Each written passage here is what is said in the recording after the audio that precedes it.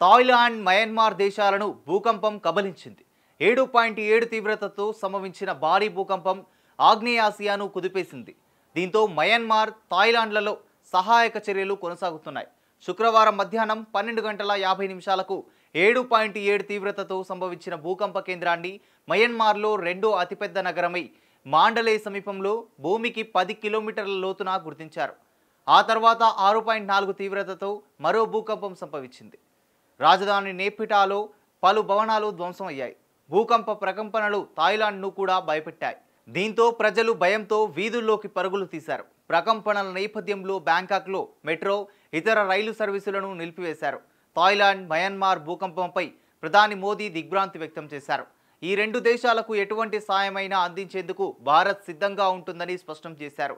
భారత అధికారులకు ఆదేశాలు కూడా ఇచ్చామని, థాయిలాండ్, మయన్మార్ ప్రభుత్వాలతో సంప్రదింపులు జరుపుతూ ఉండాలని విదేశీ వ్యవహారాల శాఖను కోరామన్నారు. రెండు దేశాల్లోనూ భూకంపం తర్వాత పరిస్థితి గురించి ఆందోళన చెందుతున్నా ప్రతి ఒక్కరి క్షేమం, రక్షణ గురించి ప్రార్థిస్తున్నానని ప్రధాని మోదీ ఎక్స్లో పోస్టు పెట్టారు.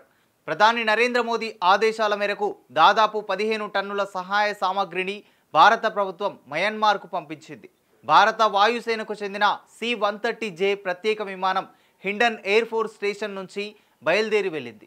బాధితులకు అవసరమైన ఆహార పదార్థాలతో పాటు తాత్కాలిక నివాసం కోసం టెంట్లు, స్లీపింగ్ బ్యాగ్స్, వాటర్ ప్యూరిఫైర్లు, సోలార్ ల్యాంప్, జనరేటర్లు, అత్యవసర వైద్య పరికరాలను మయన్మార్కు పంపించింది భారత్. ప్రాణ నష్టం అత్యధికంగా మయన్మార్లోని మాండలే నగరంలో చోటు చేసుకుంది. 2 భూకంపాల కేంద్ర స్థానాలు మయన్మార్లోని మాండలే నగరానికి సమీపంలో ఉన్నాయి. థాయిలాండ్ రాజధాని బ్యాంకాక్లో తీవ్ర ఆస్తి నష్టం జరిగింది. రెండు దేశాల్లోనూ అక్కడి ప్రభుత్వాలు వివిధ ప్రాంతాల్లో ఆత్యాయిక పరిస్థితిని ప్రకటించాయి.